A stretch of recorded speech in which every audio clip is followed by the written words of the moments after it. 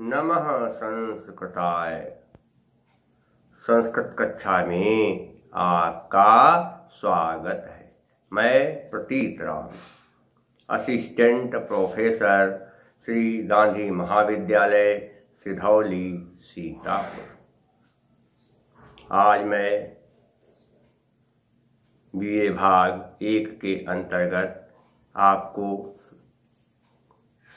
Doctor Rajendra मिश्र द्वारा रचित वाग्वधूटी काव्यम पढ़ाने जा रहा हूँ।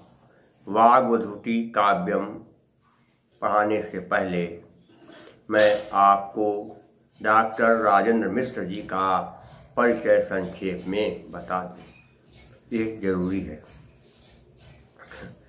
प्रोफेसर डॉक्टर राजेंद्र मिश्र को अभिराज की उपाधि दी गई है।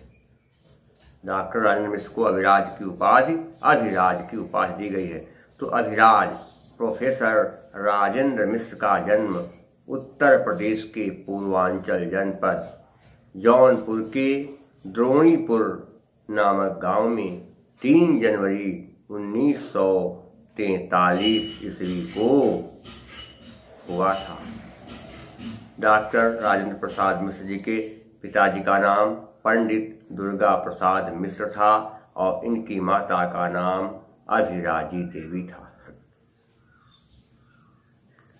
डॉक्टर राजेंद्र मिश्र जी बचपन से ही पढ़ने लिखने में बहुत तेज थे, इसलिए इन्होंने अपनी प्रारंभिक शिक्षा अपने गांव के पास के विद्यालय में प्राप्त की। इसके बाद इन्होंने बीए, एमए और डीफिल की उपाधियां इलाहाबाद विश्वविद्यालय से प्राप्त किया।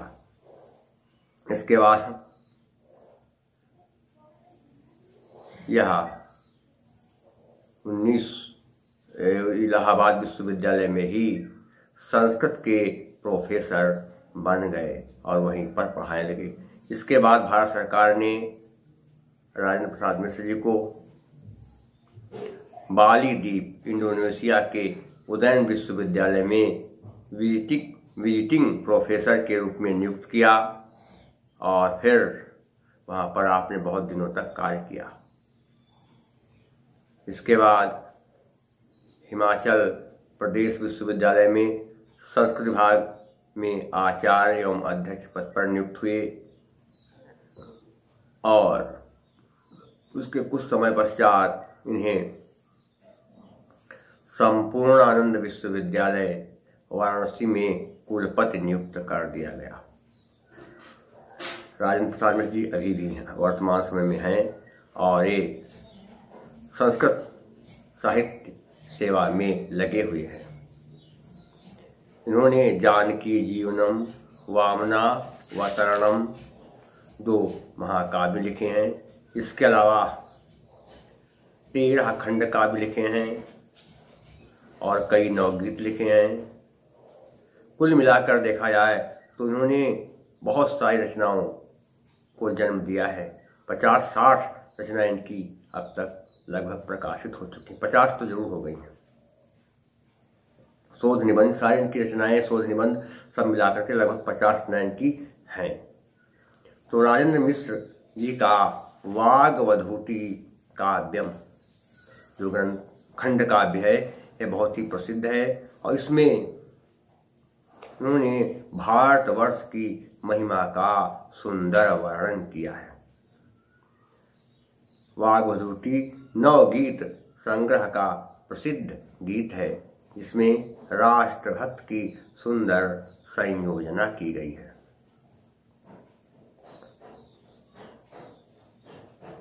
उसके 5 श्लोक, वाग्वधूटी काव्यों के 5 श्लोक बीए भाग 1 की कक्षा में निर्धारित है और जो बड़ा ही रोचक विषय है, बड़ा ही रोचक प्रसंग है, उसको आज मैं आपको पढ़ाने जा रहा हूँ। देखा जाए तो ये जो है वाग्वधूटी काव्यम राष्ट्रगीत का ही एक अंग है। क्या है देखिए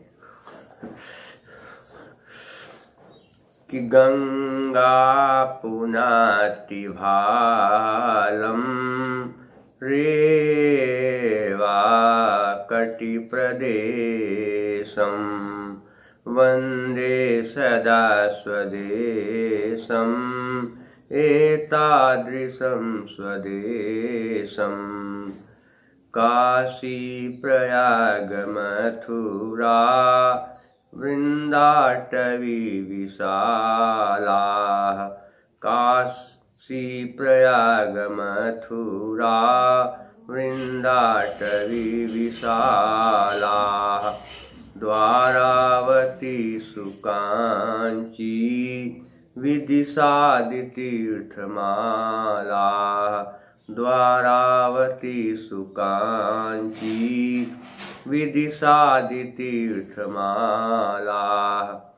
सम्भूषयन्ति कामं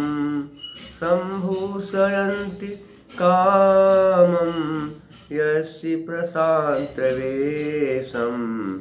वन्दे सदा स्वदेशम् एतादृशं स्वदेशं वन्दे सदा स्वदेशम् एतादृशं स्वदेशम्। अर्थात गंगा जिस भारत देश के ललाट भाग को अपनी उतंग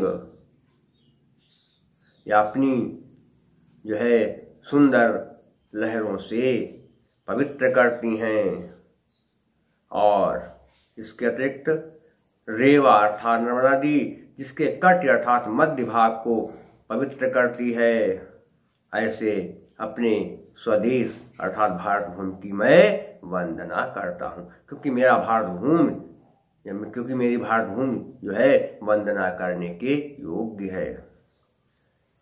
काशी प्रयाग मथुरा वृंदावन द्वारावती अर्थात द्वारिका सुकांची विदिशा जैसे विशाल तीर्थ जिस स्थान और देश को शोभान्वित करते हैं, जिस स्थान की शोभा को बढ़ाते हैं, ऐसे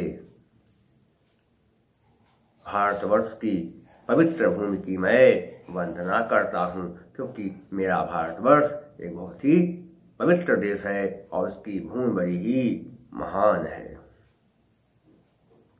इसमें जो देखेंगे क्या कहते विदिशादि, क्या होगा विदिशाधन आदि आकाश सवर्ण दीर्घा, और बाकी इसमें संज्ञा बहुत कम है।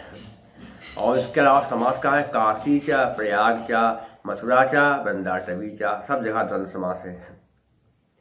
और तो काशी द्वारावती कांची में अंगी प्रत्यय है, इस तरह से प्रत्यय भी हैं।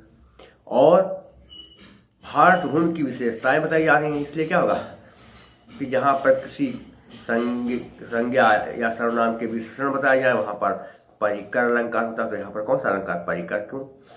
उक्तैर विशेषण साभिप्रायै सपरिकरो मतः, और गेय पद छंद है, माधुर्य गुण है, वैदर्भी रीति है। वैदर्भी नहीं, पांच देखा जाए तो समास की जगह बहुत है, तो क्या है समास बहुला गौडी, गौडी रीति है। क्या है श्लोक देखिए, सलीलम सुधा मधुरितम, सलीलम सुधा मधुरितम पवनो अपि गंधवाही चरितम विकल्पकलितम धर्मोदयावगाही सलिलम सुधा मधुरितम पवनो अपि गंधवाही चरितम विकल्पकलितम धर्मोदयावगाही यत् प्रांगणं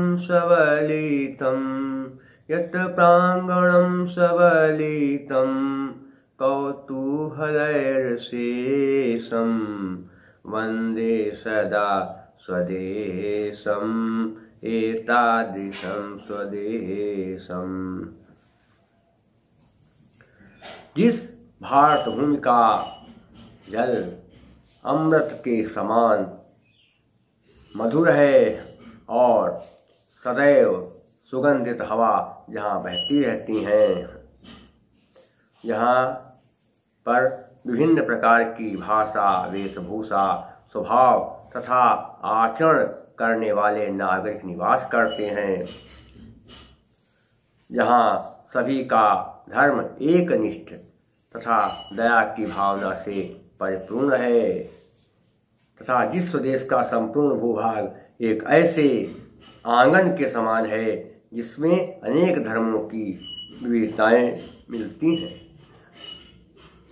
जिस देश की संस्कृति में अनेकता में एकता दिखाई देती है, उस स्वदेश की मैं वंदना करता हूँ, क्योंकि मैं वो देश अर्थात वो अपना देश वंदना करने के योग्य है।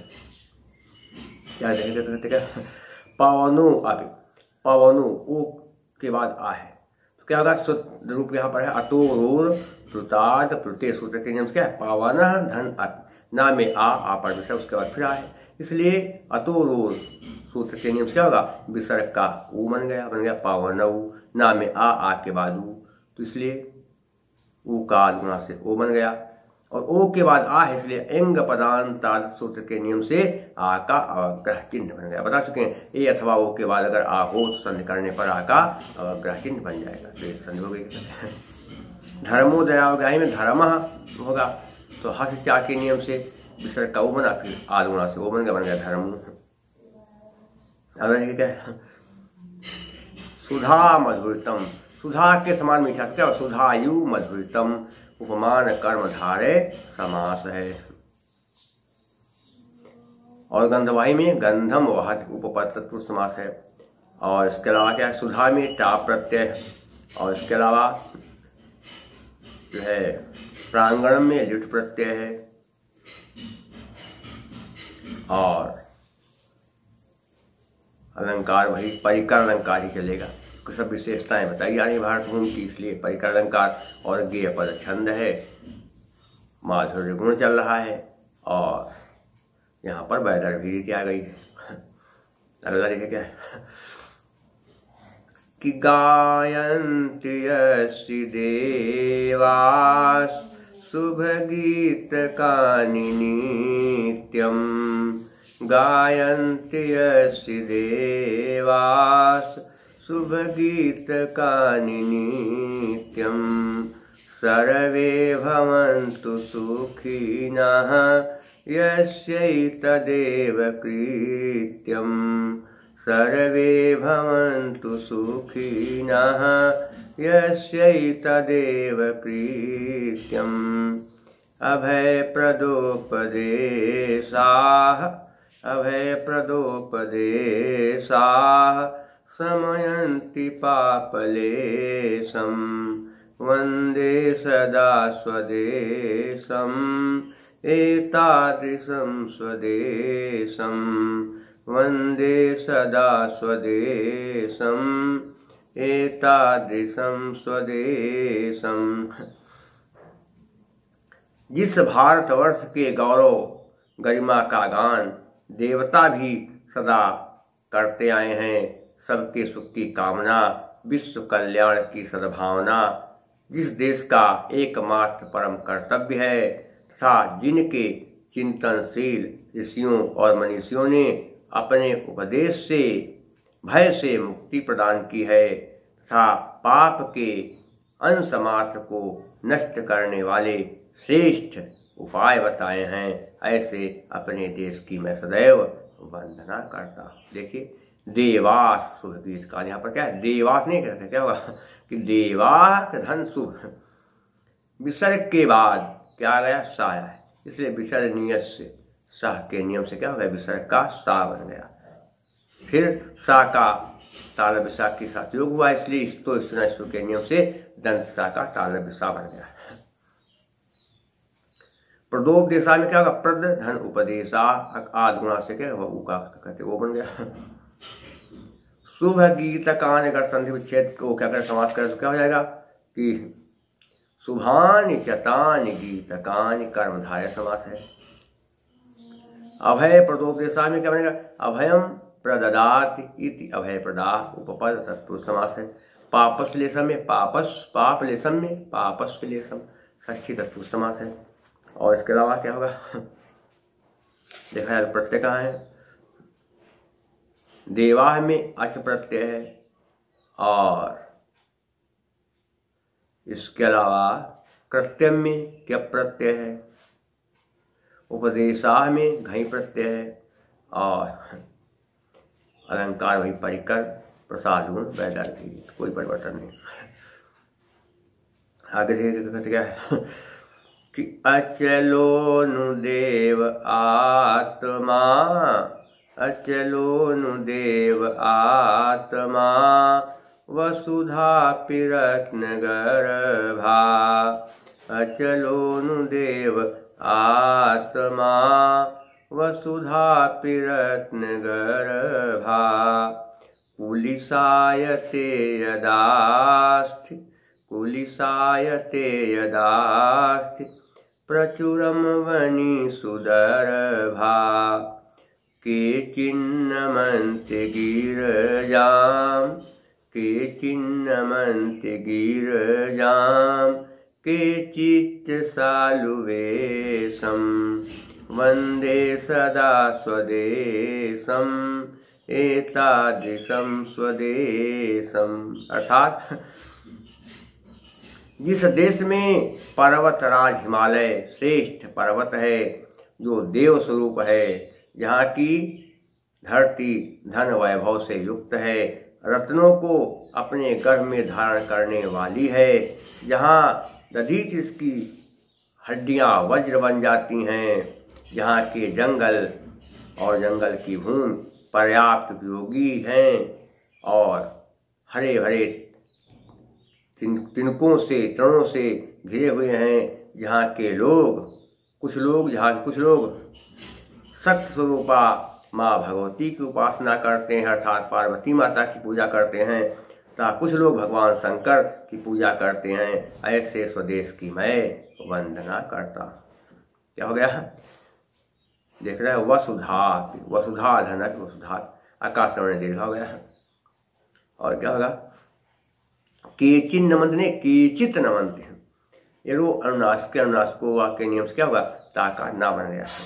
और केचित भी ने केचित घंचा, इस्तो इस्तना इस्तु इस्तो इस्तना इस्तु के नियम से क्या हो गया, ताका चा बन गया। और इसके अलावा देखिए क्या है, कहाँ पर समास क्या है, देवता देवात्मा, क्या लिखा है, देवात्मा, देवता युव आत्मा यस्य सह बहुव्रीहि समास है। अचला में न चला नहीं तत्पुरुष समास है। सालवेश में सालु यु वेशः यस्य, सालु यु वेशः यस्य तम बहुव्रीहि समास हो जाएगा।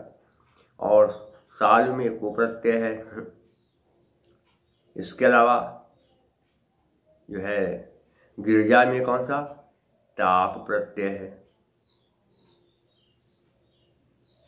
वसुधा में टाप प्रत्यय है। आत्मा में त्रिच प्रत्यय, क्योंकि आत्मा जो है पुल्लिंग का रूप माना गया, इसलिए त्रिच प्रत्यय हो जाएगा। और परिकर अलंकार प्रसाद गुण वैदर्भी रीति है। शेष आगे देखिए क्या है, अंतिम श्लोक कि अद्यापि यस्य नीतिर्, अद्यापि यस्य नीतिर् विषमाप्यत्यनल्पम्, अद्यापि यस्य नीतिर् विषमाप्यत्यनल्पम् उद्घोष्य विश्वशान्तिम्, उद्घोष्य विश्वशान्तिं भावञ्च मित्रकल्पं वन्दे ध्वजं त्रिवर्णं, वन्दे अगृहीतकेशं, वन्दे सदा स्वदेशम् एतादृशं स्वदेशम्।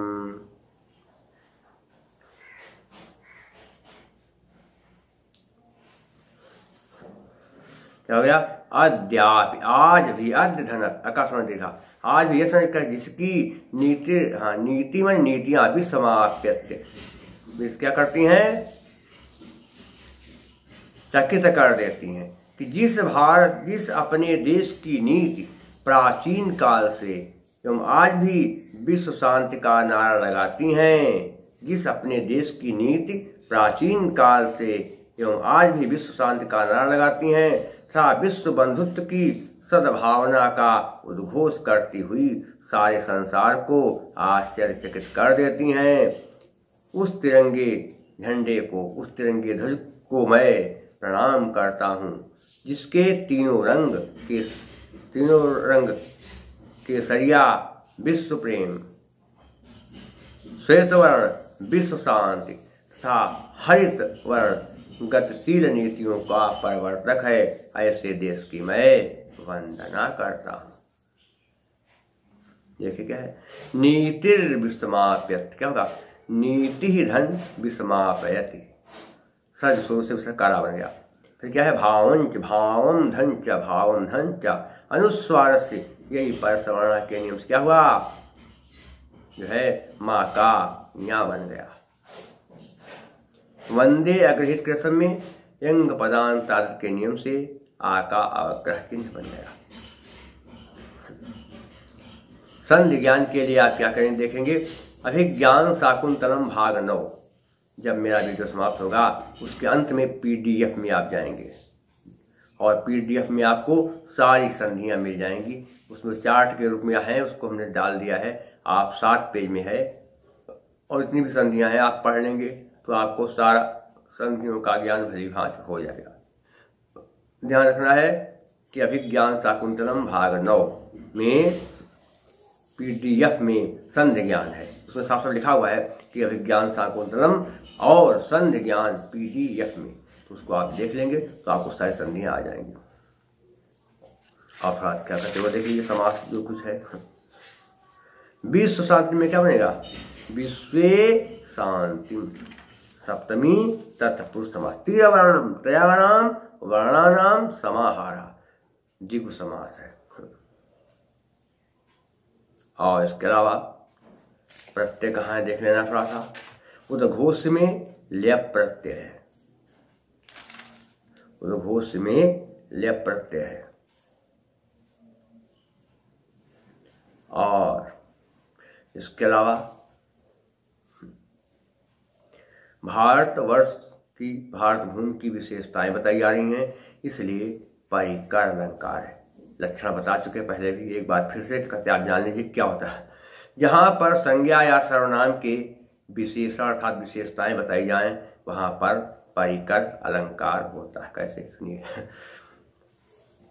त्युक्तैर् विशेषणैः साभिप्रायो सपरिकरो मतः, और गेय पद छंद है। और इसके अलावा क्या है कि प्रसाद गुण है। लक्षण क्या होता है कि चित्तम व्यापनोति क्षिप्रम सुस्कंधेन मिवानलः सप्रसादः समस्तेषु रसेषु रचनासु चा। जो बात या विषय पढ़ते या सुनते ही मन में ठीक ढंग से बैठ जाए, समझ में आ जाए, वहाँ पर प्रसाद गुण होता है। प्रसाद गुण सभी रसों में और सभी रचनाओं में होता है। और इसके अलावा क्या है, वैदर्भी, जहाँ पर समासों का अभाव हो, और अगर समास हो भी तो बहुत कम समास हो, तो वहाँ पर वैदर्भी होती है। देखिए यहाँ पर वैदर्भी है कैसे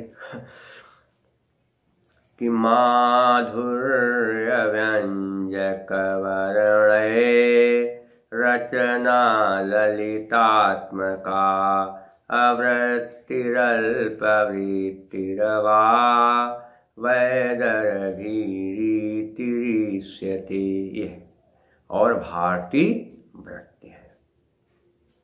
अब शेष जब समय आएगा तो मैं अगले वीडियो में आपको और सारी बातें बताऊंगा। आप लोग मेरा वीडियो देखते हैं, इसके लिए आप लोग बहुत बहुत धन्यवाद।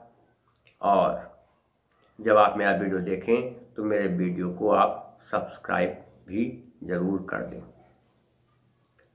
और अगर मुझसे कुछ आपको संपर्क करना है, आपको हमारे बारे में कोई वीडियो से कुछ नहीं पता चला, तो मेरा मोबाइल नंबर है 798 558 7339, 798 558 7339। और मेरा व्हाट्सएप नंबर है 97 93 03 47 15। और तब तक के लिए नमः संस्कृताय।